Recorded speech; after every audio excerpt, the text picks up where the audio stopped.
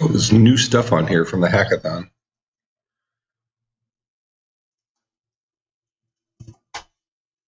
Yeah, we only have like 9 different things over on there.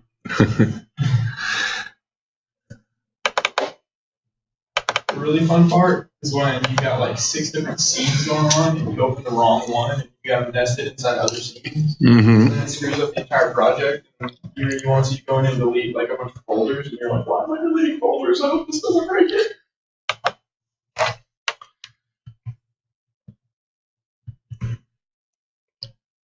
All right, so one issue we have right now is our baby jumping reasonably well. Okay. We have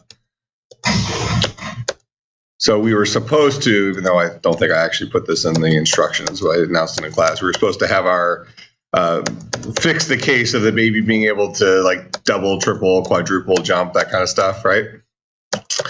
Because right now we have a flying baby. Okay, so we're probably going to handle this in a script, right? All right, so we already have a script associated with this baby. What's the name of the script? Player movement or something like that? Baby movement. Okay, so let's go ahead and pop that guy open. So what we really need to do is we need to, so we have a couple different ways we can handle this. So let's go to the audience first. Shouldn't this be bigger text than that? This is usually bigger text than this, isn't it? Yeah. Good.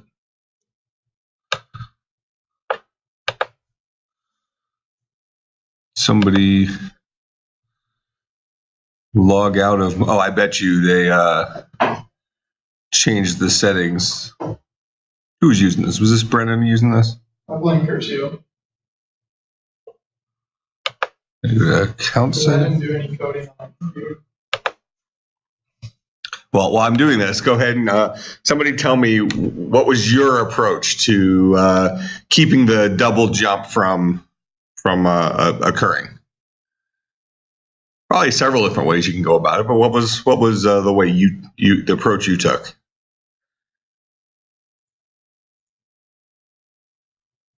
Tried creating a variable that was true if it was like on the ground, and then once it jumped, it would be false. And then as long as our space came down, it was false. Okay, so you tried to keep it in connection with is this going to be the big money?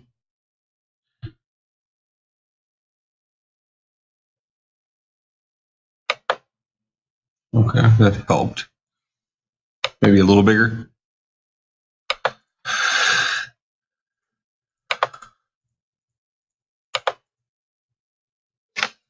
$28. Except I didn't actually hit 28, did I? Oh, and maybe it's the font.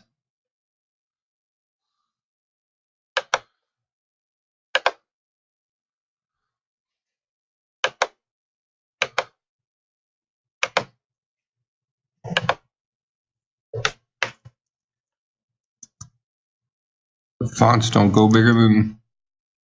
Is that readable? Good enough? Gabe, you can see that back there? Okay. So you tried to determine whether you tried to maintain a connection with the ground and set some variable, a flag as we were calling it last class, when the baby left the ground? Okay, and how did you determine the baby had left the ground? When it jumped. Okay, so the baby jumps, several different things happen. The collider of the baby loses contact with the ground, but also the space bar's been pressed. So how did you determine that the baby had jumped? Okay, so rather than while it effectively knew whether the baby was on the ground, what you really did is you set a flag when the space bar was pressed, so that they couldn't press it again once it had already been pressed until some condition occurred, right? And what was that condition?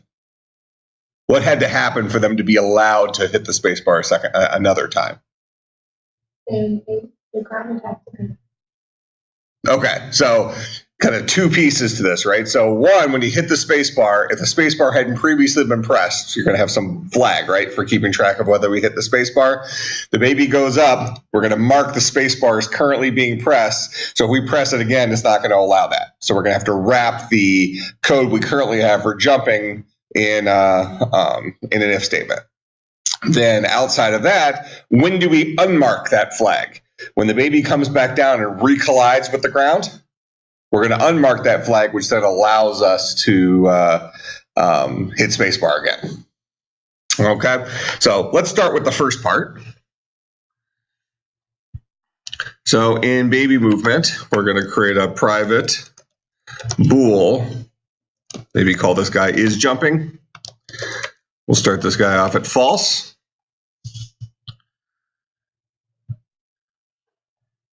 And then here's our code for jumping.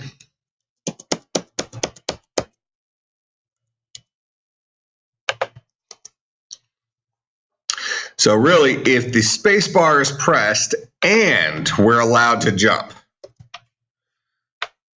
So, and looks so funny on here. And not this dot is jumping. Okay, so then we're allowed to jump. And one of the things that we're going to do in here is we're going to set this dot is jumping equal to true. Mark ourselves as jumping. That should prevent us from hitting it multiple times. It also, in this case right now, will prevent us from ever hitting it again. So we got one jump. So pretty much true to life to me. We've kind of just matched it up with reality. So we'll come in here. There's our initial jump, but we don't get any more. So far, so good. Well, now we need to know when we contacted the ground again. So we look at the baby. The baby has this box collider, and the floor has a box collider as well, right?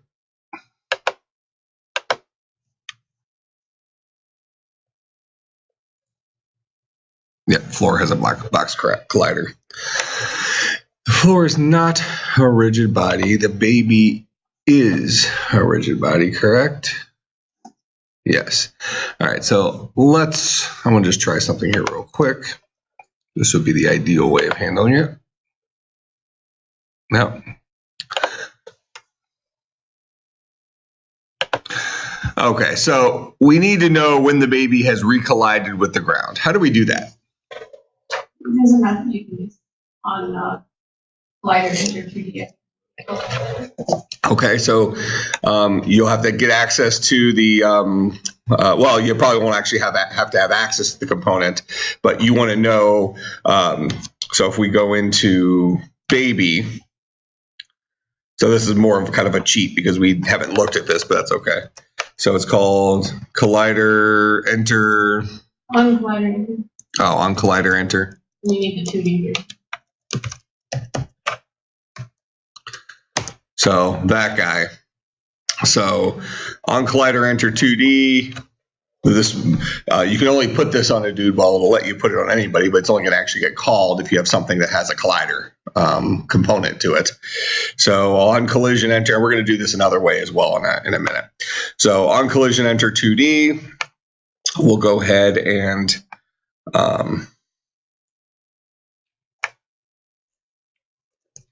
say this dot is jumping is equal to false. Now, a couple things to look at here, though, is this only, well, this will fire whenever the rigid body, well, whatever the collider associated with the baby enters gets into any collision. Right now, our collisions occur with the floor, but in the future, might our collisions occur with monsters we jump on and stuff like that? So we're going to have to get a little bit more specific than this probably in the future. And that's going to, and we really maybe should do that right now just to kind of protect ourselves. And so we do this with something called a tag. All right, so I'm going to go back here, and we're going to go ahead and click on our floor. And when I click on the floor and we go to our transform here, I'm sorry, when we go to the inspector here, notice we have this thing up top called tag. If you click on the tag to drop it down, there's a bunch of kind of pre-set tags: respawn, finish, editor only, main camera, player, game controller. Well, we want to go ahead and add a tag. Okay, and we're going to, so under tags we have list empty, so I'm going to go ahead and add a new one, and we're going to call this guy, we call it floor, or you want to call it ground? Well, let's call it floor since I named my folder floor. So we're going to call the tag for this guy floor. All right, so we just added a new tag. Now we actually haven't set the tag for this guy yet. We've just created a new tag. So now I'm going to go and click on my floor again. Now I'm going to go up to tag, and you're going to see we have a new tag in here called floor. So what we've done here is we've kind of associated a type with this particular game object. We've said this dude is a floor, and if that might come in handy later on.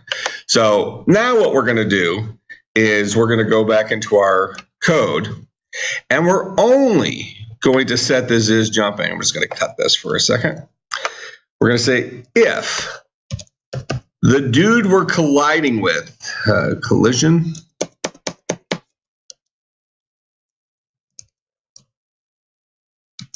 so this parameter that's coming in here, if that dude dot game object dot tag, okay, so if the game object associated with that collider has a tag that is equal to floor,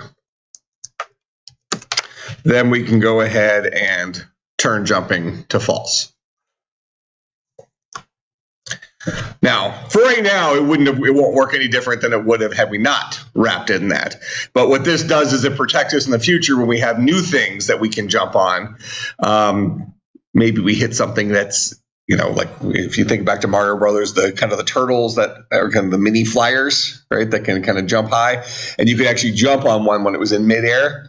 Well, our game would have allowed you to kind of do a double jump off that guy, because we would have collided with somebody who was in the middle of the air. Maybe that's actually a cool move we'd want to have in the game, where you could take advantage of, you know, killing a flying turtle and jumping higher at the same time. So that may be a mechanic we did want. Would be kind of a cool thing.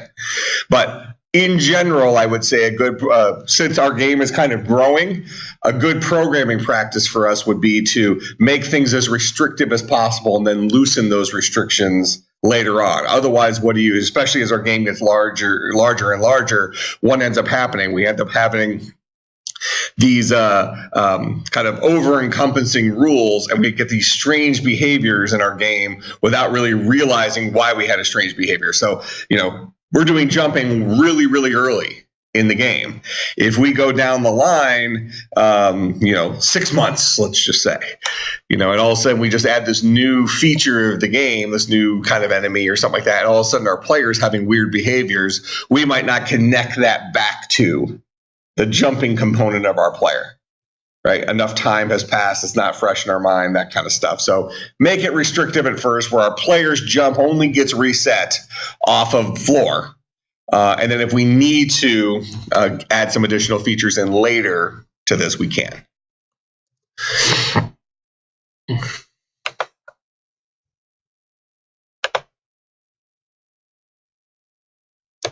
All right, so now we're jumping. We can jump again, jump again.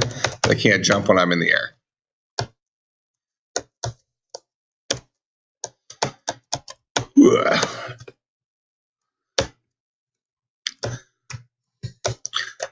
All right, so now that's a little bit of a weird behavior as well for our baby kind of flying around up there. At least he can't go any higher.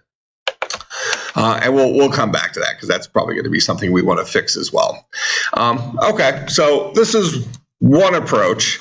Now, this is probably the correct approach, getting this information. Now, something I tried earlier, which is actually going to be related to this, is have we actually done anything with triggers yet when I went to this box collider, I put is trigger on.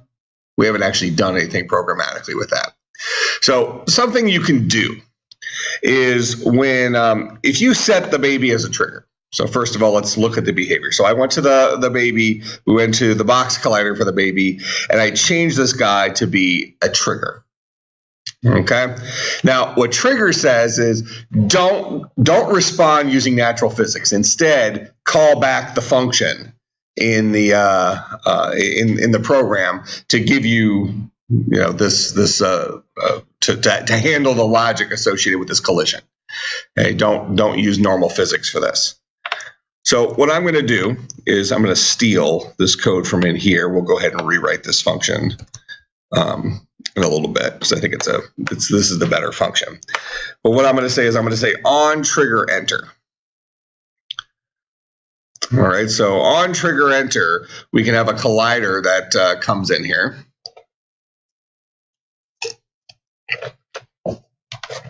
And when this collider gets hit, well, on trigger enter gets called when our collider that is a trigger collides with something else.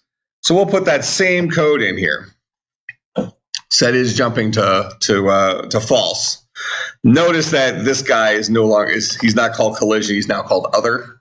Just kind of the built-in whatever. So I'll change that variable name to other.gameObject.tag. They maybe could have been a little bit more consistent, but they weren't. So that's okay. So in any case, this will turn my jumping back on. Now, we're going to have kind of a weird behavior right now where the baby's going to fall. I can jump right off the bat, first of all, as I'm dropping. We could have done that before as well. So before, really, we probably wanted to start the is jumping off at true and then let it reset when we hit the ground. So we'll switch it back to that. But, well, the baby can do a preemptive sky jump. It's the zombie baby of ability. But at this point, we'll allow the baby to jump again. So let me go ahead and do this to be ready for a quick jump.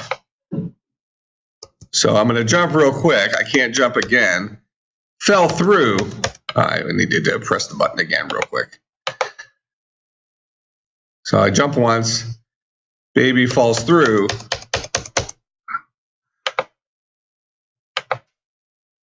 Do it. Oh, that should have let me jump again. You may need to use on trigger enter 2D. Oh, I'm sure I do, actually. Thank you.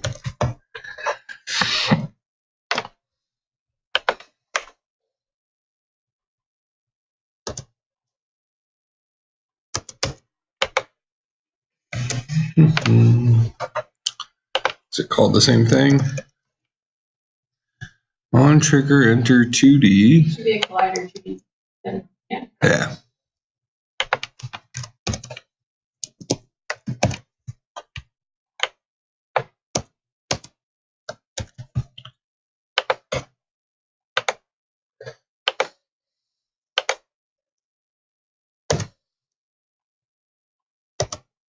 Okay, so now our baby can, we see that code is getting called. Now, something that you can do is kind of a hack. And this is not as good of a solution as using the other one. It potentially is how they're implementing it under the hood. But what I've done before, when you know what you know, right? And you've got all this other stuff that you haven't been exposed to yet, so you haven't. You don't have those little tricks. So, for example, this is the first time I've seen, well, the previous function was the first time I'd seen that function. That's going to be actually quite helpful. So, punchline here is I have my collider for the baby set to be a trigger so that this function gets called. But now, realistically speaking, after this function gets called and I do my logic in here, I would really love to throw the logic back to the code and have the baby land on let real physics kick in. Otherwise, I'm going to be in charge of kind of stopping the baby and keeping the baby floating above something that really isn't stopped on. So I can do that by like setting constraints. Like I set the baby's Y constraint to not drop anymore. Stuff like that. But what I'm going to do here is I'm going to go ahead and I'm going to grab, do we already have the collider for the baby up there? No, we don't. So I'll just grab it in here. So when we hit the floor, we'll set is jumping as false. But I'm also going to go ahead and actually maybe this is something we do right off the bat just to give us the best chance of timing. So when we collide with something, I'm actually going to do it before this if statement just to kind of show the point. So we're going to say this dot get component. And this is going to be the box collider 2D of this baby. And then we're going to say is trigger, which is a Boolean, is equal to false. So we're going to turn that trigger off on that guy, which will then throw the logic back to the physics engine to stop the baby from falling. But we've already entered this code, so it'll go ahead and finish the logic that's in here. So assuming it catches this quick enough, go ahead and do a little jump.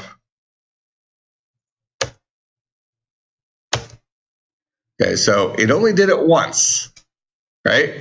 Baby landed only one time.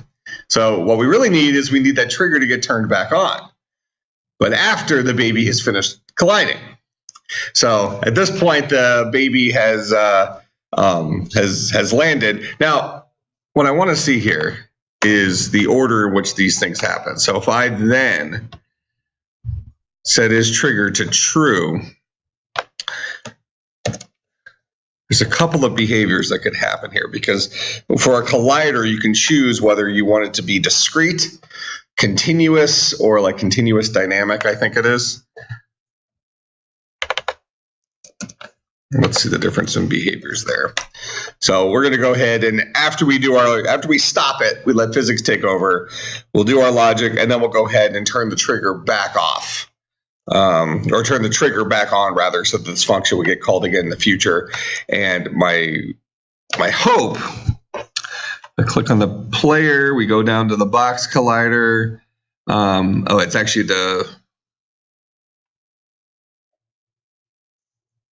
thought it was on the box collider. So only on box collider normal one for 3D. Might be.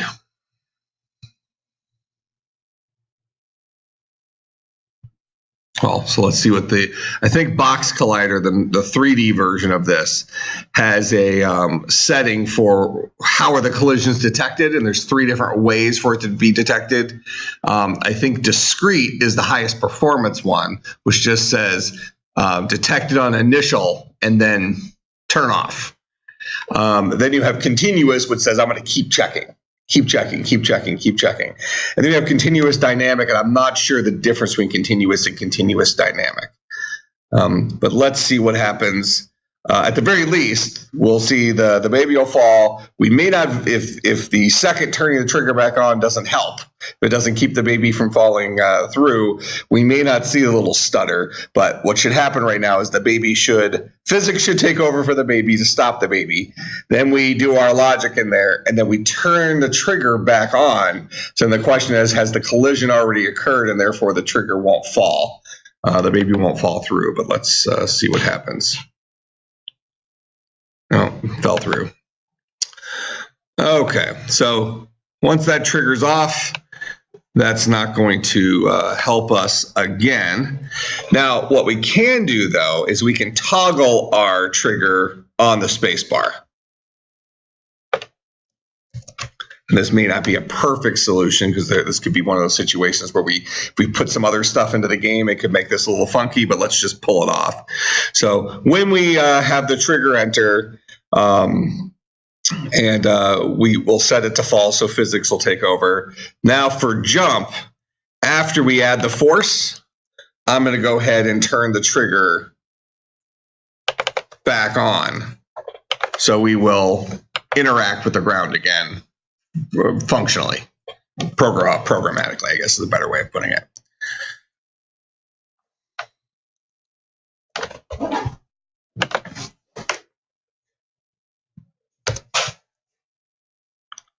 All right, so we stop there. Now I can jump again. Oh, that seemed to have a lot more force.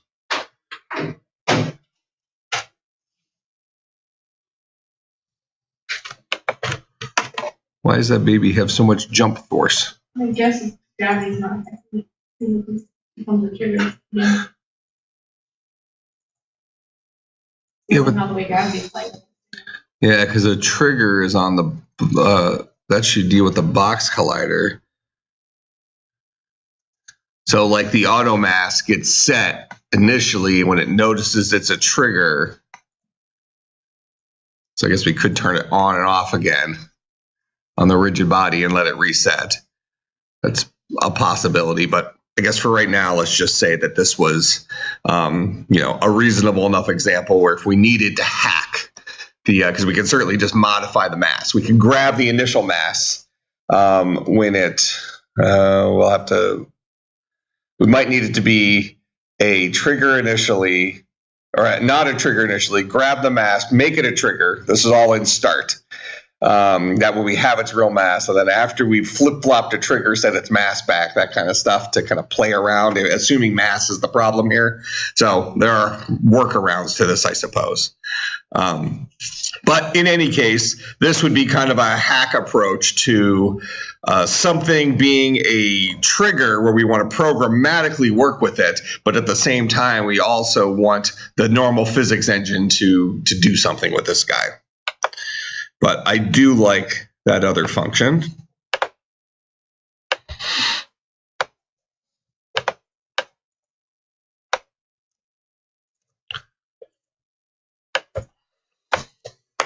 But that on trigger enter will be something that's beneficial to us in the future, because that might be when, for instance, let's say we have our baby can shoot, I don't know, probably ninja stars or something like that would make the most sense, I think. Baby throws a ninja star at an enemy. That ninja star is going to have a collider associated with it. And while we might want the player to kind of bounce back in response to the ninja star hitting it, we might want it to reduce the health of the enemy or kill the enemy completely. That would be something we want to programmatically handle. So as that ninja star is traveling, this guy would be have a box collider that would be a trigger. Because as it collides with the player, we want to programmatically handle what happens. So maybe we say triggers would be for things where gravity isn't playing, isn't coming into account. So this is still a valuable function for us. But in this particular case, it's what is it, on collision enter 2D.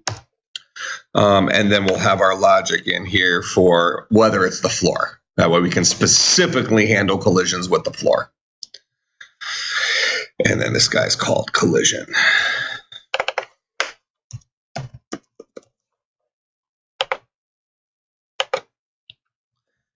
And then we won't reset the trigger up here for the baby.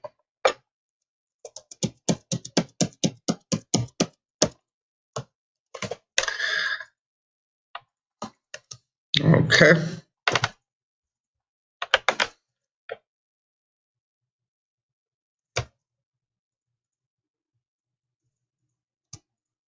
Well, the baby still seems to have that.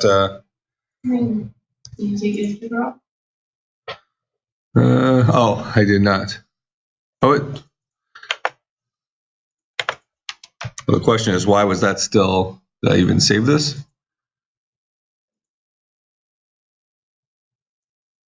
Oh, so on collision enter 2D must automatically remove trigger. Because I don't have code in here to remove the trigger anymore.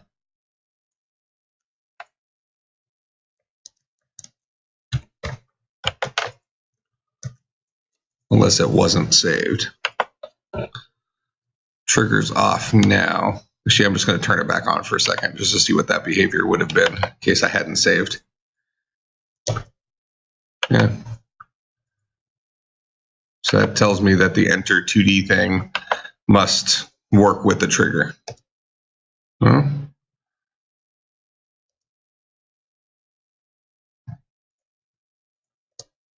Yeah, it does. It's weird because mine's not doing that.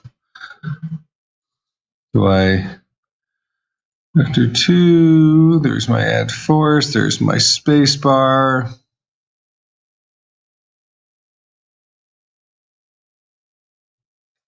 And this guy is saved. Item saved on collision enter. That looks legit enough. Let's try it one more time. And do this. Actually, let's just try saving the scene here and running it. Oh, still power. Let's kill Unity. We'll kill this too.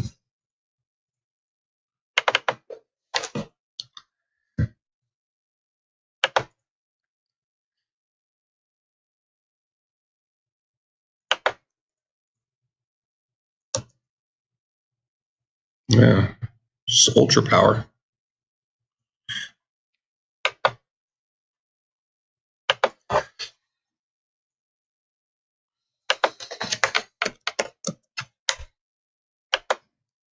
Do you have your jump power set at 800? Mm-hmm. If you look at yours, whenever you push the jump, the is trigger is getting set. Yeah. Mine's not doing that. But our code looks the same, so I'm not sure what's going on. Let's see if the code still looks the same. Yeah.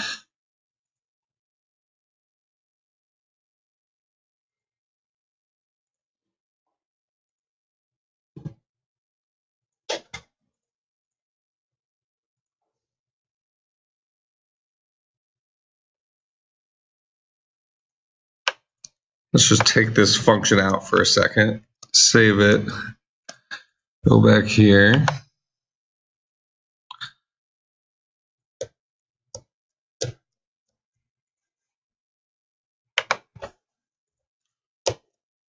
Okay, so we no longer have, let's run it one more time. Let's just see if that trigger, what happens with that trigger.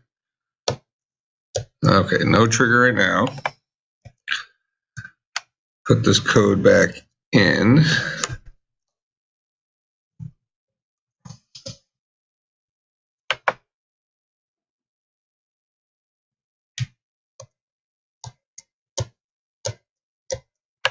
Okay. Oh, that's not going to be.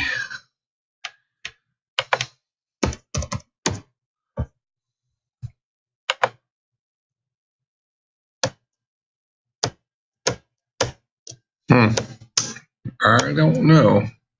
That's a little bit frustrating, isn't it? Yeah. Well, it's working now, but I'm not sure that's all that comforting.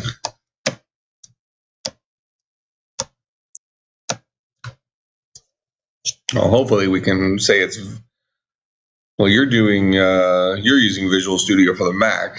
I'm using, hopefully you can blame it on Microsoft here. Maybe it's a bug in Visual Studio, but it seems unlikely to me. Let's hope it's just a fluke. But I guess be wary that if you get a weird behavior that you're not expecting and you're really not expecting it, and you've checked everything, maybe restart the things or pull some code out of your script, then reload it in, because it seems like what was happening is the script wasn't resetting. It wasn't reloading in Unity. And I'm not sure why that would be. Because even once we restarted it, it still had the bad behavior. We had to change the script and resave it, then change it back. Well, whatever. Okay. So baby is moving now. Now, one thing that would be nice is right now my baby can run off the screen, right? Would probably be beneficial for us. And baby can also moonwalk, but it would probably be beneficial for us. Does the baby stop moving at some point? Doesn't go back to idle? There. Well, he actually also doesn't. We probably need to set his animation on landing back to his idle.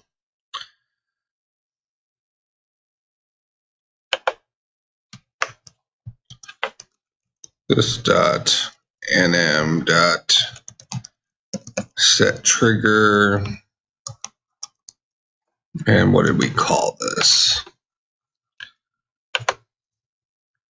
Should idle.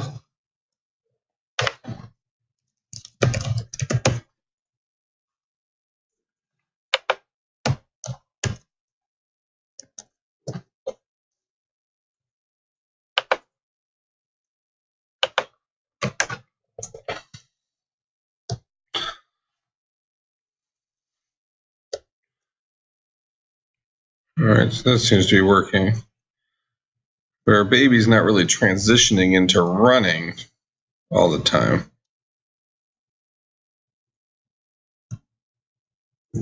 Oh, we lost the baby. So let's do this other thing I was going to do first, and we'll look at that. So it would be really nice if the camera followed the baby, right? Because right now we sometimes lose the baby out here to the left where he falls off the cliff. I mean, he's fine. He's a zombie. I'm sure there's something down here. He's fine. But it would be cool if the camera followed the baby. Now, we can programmatically do this. There's plenty of things we can do programmatically. But we can actually do this through our hierarchy here. So what I'm going to do over here in the left is I'm going to take our main camera. I'm going to drag it onto the player. Okay, so the main camera is centered on our screen, right? We already have that. But now that I've made the main camera a child of the player, when the player moves, the camera is going to move with it and maintain an maintain its relationship to the player. So this is kind of a one-way link. So moving the camera is not going to affect the player, but moving the player will affect the camera.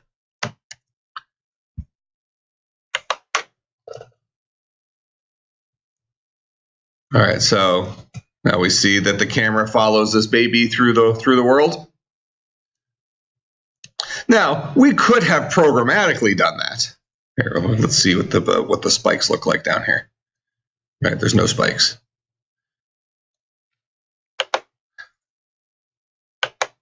Well, at least we can take comfort in the fact that the baby will never die because we actually don't have any surface down there. It's just going to fall forever. In any case, we could have programmatically done this by changing the transform of the camera to match the transform of the baby relative to some offset or something like that. So we can say, here's the distance of the camera from the baby at all times. Let's keep that offset whenever the baby moves. Maybe do this on update. So it's happening every frame. Update the camera's position to match the baby's position. So we could have done it that way, but this was substantially easier, and this kind of works with the mechanisms of Unity for the hierarchy. So we decided we want, when something is a child of something else, that is a one-way relationship. So this camera will follow the baby everywhere, but when the baby moves, moving the camera through some programmatic thing, if we want to make the G key or something like that, make the camera move 50% over on the screen, that would not impact the baby. Now what we're doing is we're changing the relationship within. So at this point, the camera's transform is no longer relative to the world. It's now relative to its parent. So originally the camera was at the top level, so his parent was the world. Now his parent is the player, so when I move that camera, its position will be relative to the player. Make sense? Okay, so this will follow that guy. Now, we also, and actually right now, we might actually want the camera a little bit farther down on the, farther, I guess, up. So the floor is kind of at the bottom of the screen instead of us having this, kind of sitting there in the middle. So let's see what we can do about that. So I'm going to click on the camera. I'm going to click on the movement, and we're going to go ahead and move the camera up some so that the ground is at the ground level.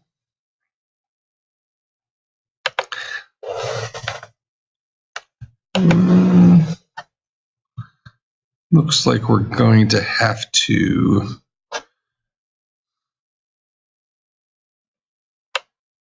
I think we might need to do it relative to the baby since that's the child there. Probably call that close enough. It had a little bit of a weird effect at first because the baby fell from a relatively high position. So let's lower the baby some here. You notice the camera goes with the baby. So here we'll put the baby almost on the ground here. All right, so less of a weird effect then. Okay, so now we might want to have kind of a background in here. What do you think? Do we want when the baby jumps, does the floor, how does Mario work as it relates to the floor? Does the floor go down? Is the camera following Mario, or is the camera fixed to a position on the screen? I think the camera's fixed to a position. And then if Mario passes like the halfway point of the screen or something like that, the screen moves with it. Okay.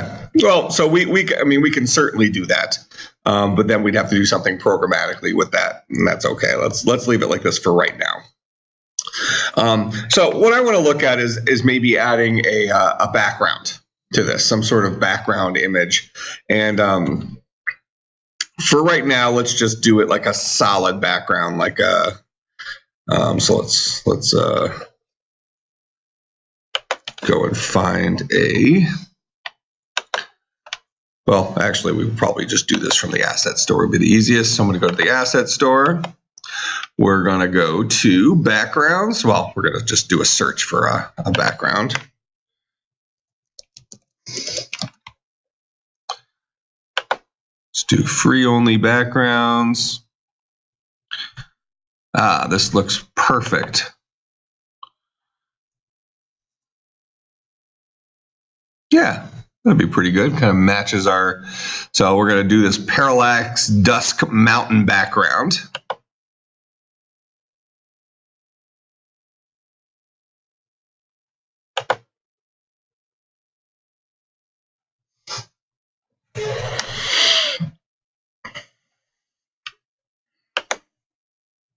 Back to our assets here. So here's our parallax layers. Oh, I have to kind of build it. So I'm just going to drag the main background out here.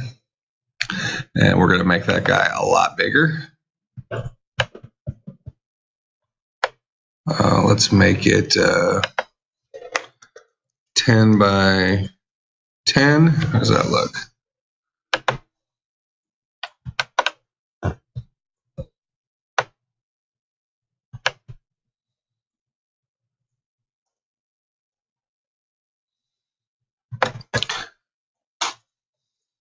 Yeah, let's leave it at that for right now. It might, when we jump, there might be a little bit of an overlap. So now we go into our game.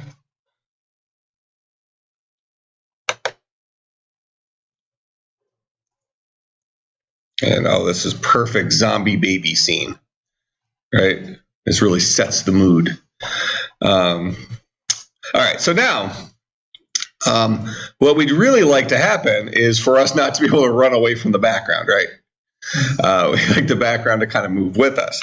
How would we pull that off based on what we know right now? Go ahead. Perfect. So we're going to take this background and we're going to make that guy a child of the camera. Wherever the camera goes, the background goes as well. And the camera goes wherever the player goes. So we were kind of practicing with this relationship between these guys, right?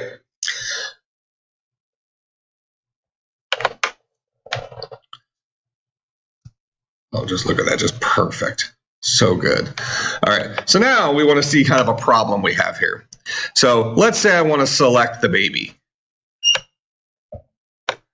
So I just selected the baby, and at the same time, I think I may have actually selected the camera. Did I get the background as well?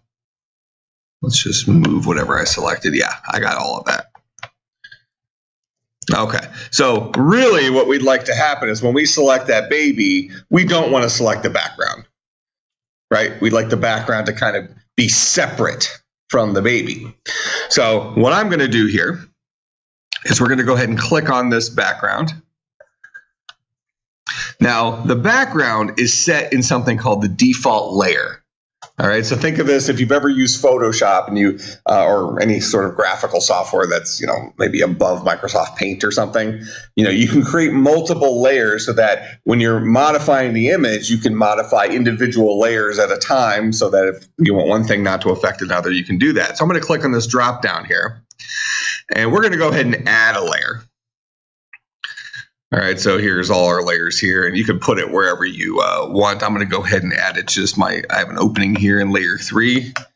So we're going to call this guy, oh, those are all locked. So my first opening is layer 8. All right, so I'm going to call this guy background. So that's going to be my background layer.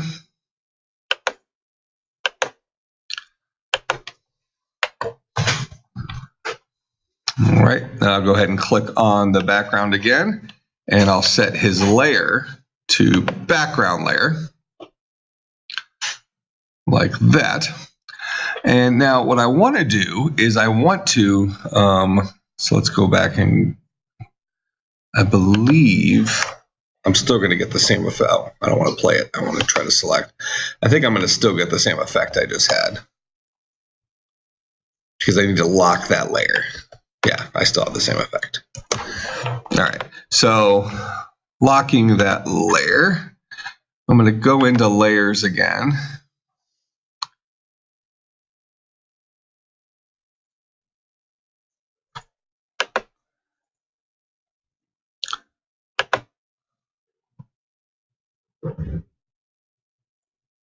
How do I get to my layers on this version?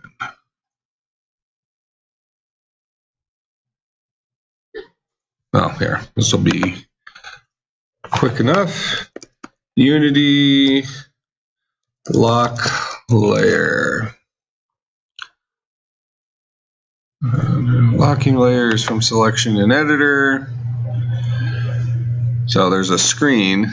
Let's see, layer drop down list. Next layer does contain visibility and lock features. Okay, well, it said that it was in the add layer screen here. And these layers are all locked. So what do I right click on this guy? No, we'll do with that guy.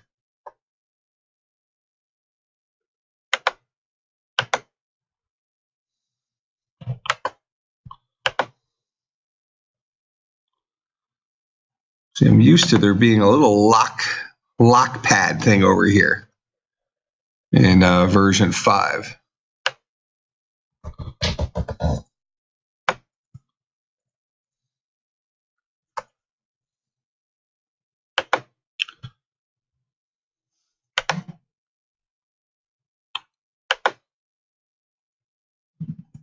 You found it?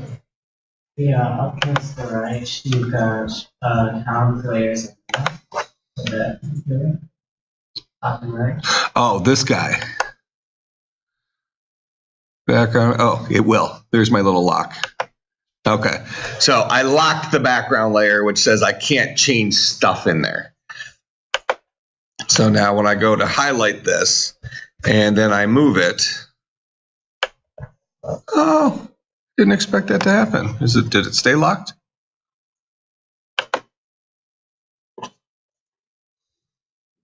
Oh, it's okay. It did work. Notice what happens here. So if I highlight this, notice that the background did not get highlighted.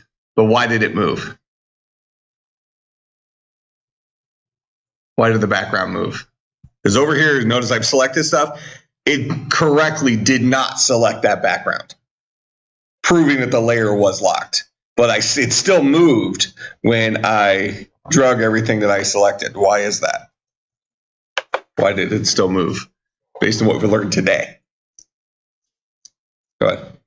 It's still a child of the camera. So we did select the camera and we moved the camera, and yeah, find the layer's not, the layer's locked, so I can't directly select stuff in that layer. But that stuff in that layer will still move if it's a child of something else. All right, so that's what was going on there. So now what we have is we should have a constant background that kind of goes with us, that as long as we don't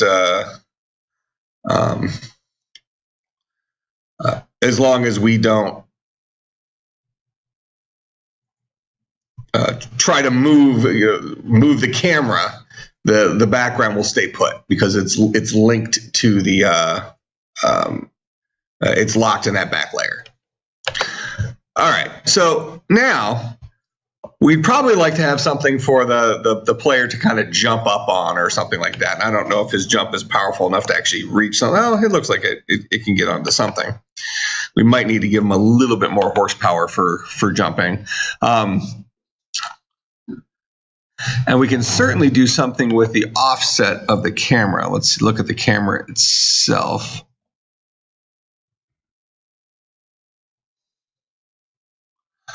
We can certainly change the size of the camera that makes it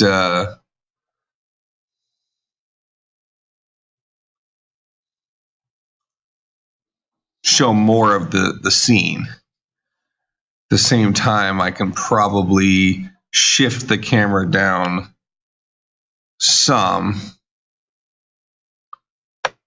and maybe then when I jump,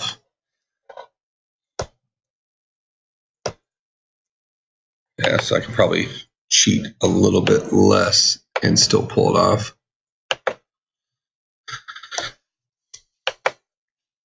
I go in the wrong direction.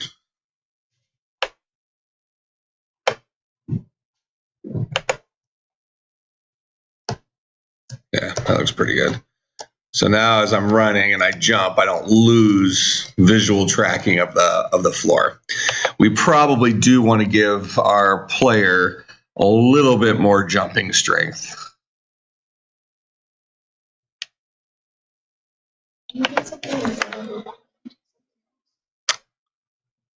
How do you get it in front or? Get the back. Oh, so like if you put the background, there's going to be an order thing. So if we go into layers, I think it's under add layer, you can do sorting layers, and some of them are already locked. So maybe it's going to be under this guy. You drag in here. Let's go to edit layers. Oh, it takes us to the same screen.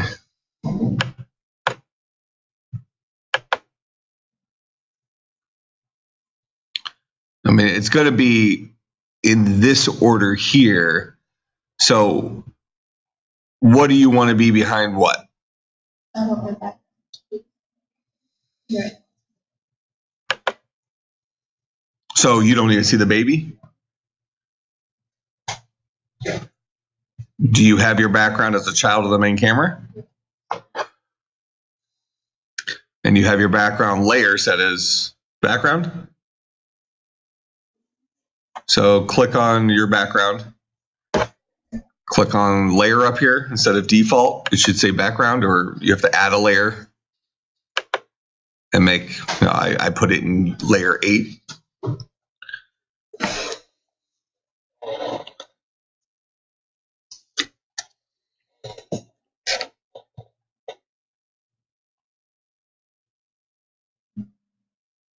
That do it?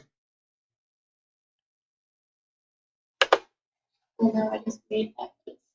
Oh, yeah. So now go and click on your background again and choose its layer to be the background layer that you just created.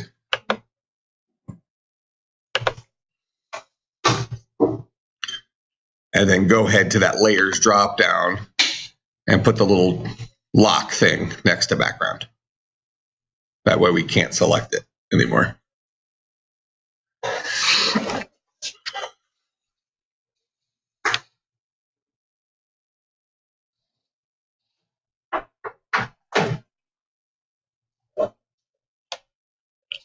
But at the very least, when you set the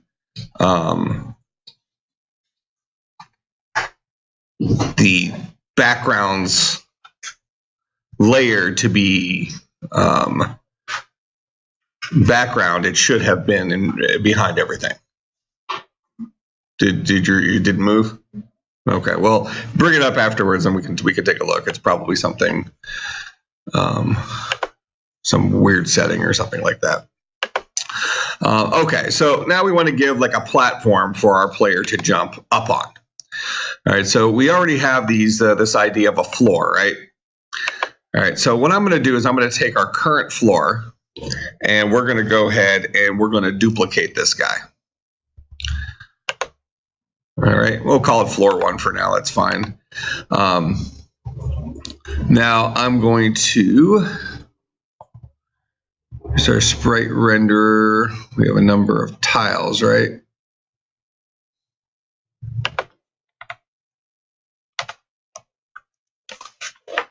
So there's only one floor in there. How do I change my number of tiles? You change the width of them. What's this guy or the full? No, that guy. Where it says width right above him.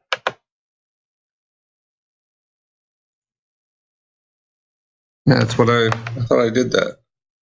Oh, maybe it did shorten. I just can't see it yet. So I'm going to go ahead and drag it up some. Okay, yeah, I did. So I'll drag that up. And we're going to give the baby a little landing platform. We want to make sure he can run underneath it. That way he doesn't hit his little head. And then he needs to have enough jumping power. Oh, he has like no jumping power.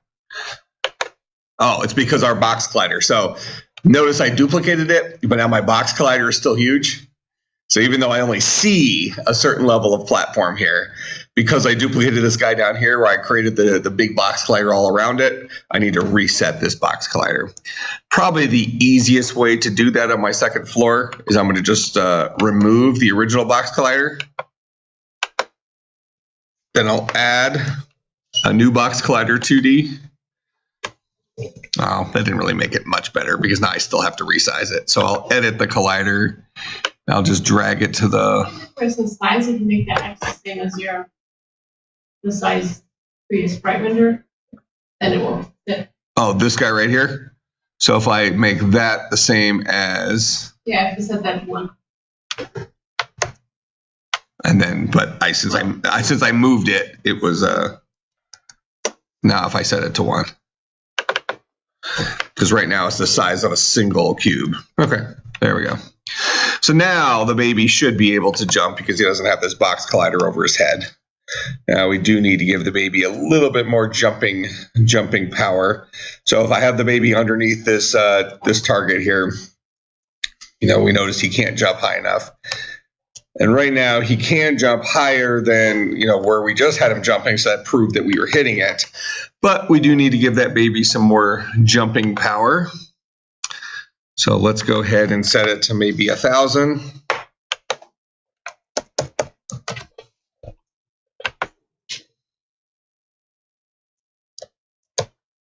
Almost. Maybe 1,400.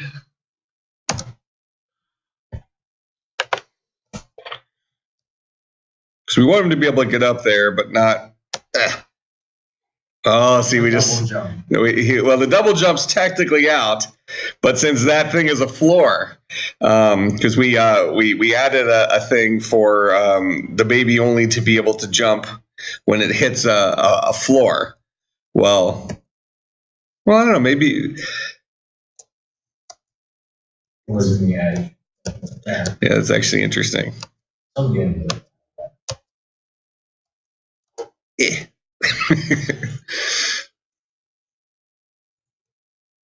All right, so fair enough. I don't think it's that huge of a deal for us. So we can let our baby kind of I mean, it's kind of like our current like 3D games, right? Where you can jump up and kind of grab onto the edge and pull yourself up, so the baby can sort of do that. So now our baby can get up there. And he can actually get up there normally if we. This side-to-side movement thing for that baby is a little bit rough. All right, so when the baby is moving, or I'm sorry, when the baby is jumping, we probably don't want to allow him to move extra side to side. So I'm not sure if that's exactly how Mario works, because I know you can control the way you're facing in the air, but I don't know. You might be able to control a little bit your speed from side to side when you're in the air to kind of perfect your landing, but you're certainly more muted. So let's just turn it off for us. So I'm going to come in here. I think it's also the gravity is like a little stronger in Mario. Could be. So now this is our movement right here. So for the horizontal force, when we get our movement, let's only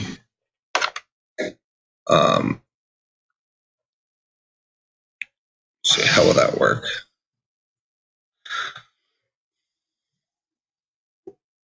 Let's only do this force stuff if we're not jumping. This dot is jumping. So as long as we're not jumping, then we'll go ahead and do all of our movement side to side stuff.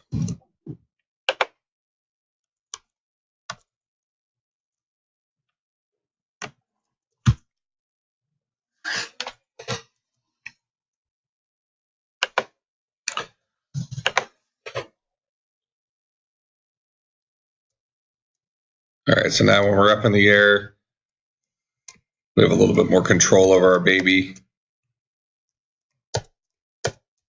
It actually makes it harder to scale that wall because we can't really,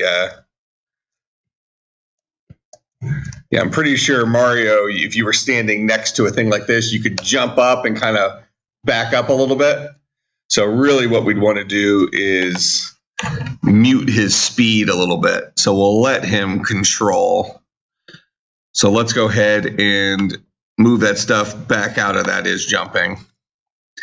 And instead of not letting him move at all, let's just make him less mobile.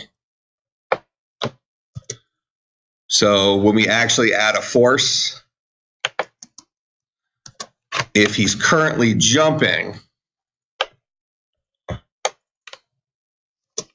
let's give him like 10% of his speed or something like that and see how that feels. Oop.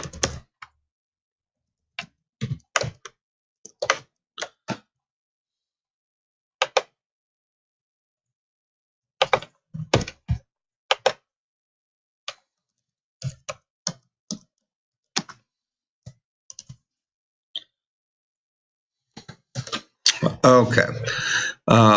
So let's see if that gives him enough control. Otherwise, we can tweak that. I don't want to get rid of the not side. Say this again?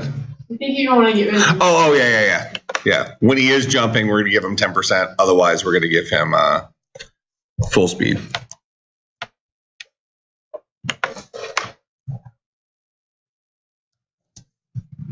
All right, so he has a little control now when he's up in the air. Yeah, that felt close enough, right? So now the, baby can't fly through the air Superman-like, but he can do some stuff.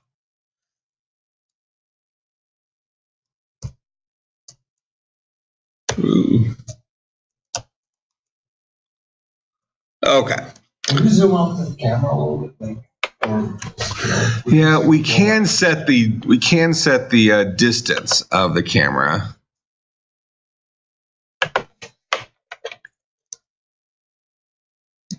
-2 give us the farther depth. Well, that didn't seem to do it.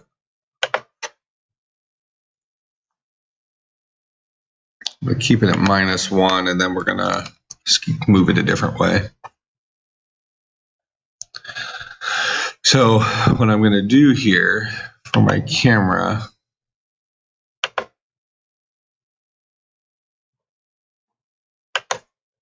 Oh, because we only have, because we have this set up as a 2D game, we can't rotate it, so we're going to have to do it through the camera itself.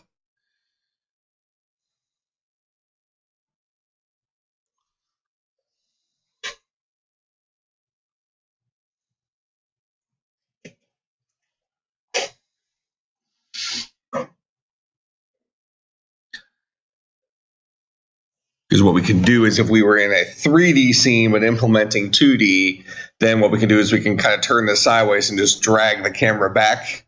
So we'd have a farther thing. So how does the camera do that in? So it's going to be the position here. So let's make it -20, -12. Oh, I think we're going in the wrong direction. So let's make it, was that -10, -9, -8, -5. Is that doing anything?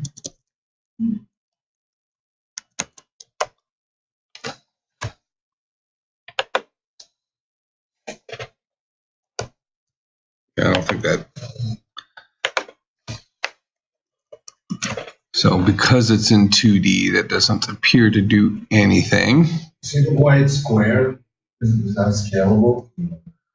We could scale the square, the size of it. Yeah, that's what I meant. Oh, okay. You just the size too. That seems like it's zooming in and out. Yeah, it is. Because it's the camera is a fixed size, and now this is changing its the size of visible. Yeah, so when he jumps, we finish the one face. Yeah, so now we can go into our. So now we need to kind of increase the size of this guy. Might be a little stretched, but we'll call that good.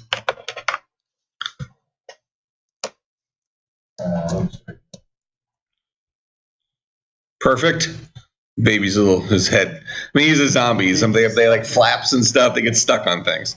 It's fine. Oh, whoa. All right, so we definitely need to put spikes down there. All right, so what we want to do then, given that, for our homework, go ahead and bring your, well, here, let me actually show you a piece of code real quick in our last moment. Our baby will die very quickly here, but inside of this collision dealie, when he collides, well, let's say when he collides with anything, we're going to go ahead and say destroy this .game object. So this is how you kill off a game object. Just completely destroy it. So you're going to want to pay, well, here, we'll lift the baby up a little bit. That way we have a bit of time to see it happen.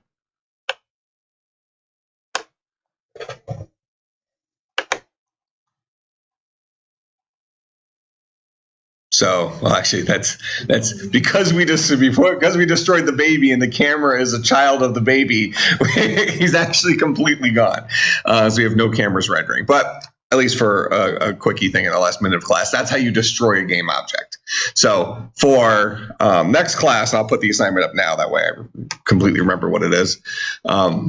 Bring your code up to date with this. And also, go ahead and add some sort of death, ability to die when you fall off the platform. I will probably add some spikes underneath here, okay? So that when the baby collides with those spikes, bad things happen. So what are the things we're going to have to take into consideration here? We'll probably need to set up a certain tag for those spikes.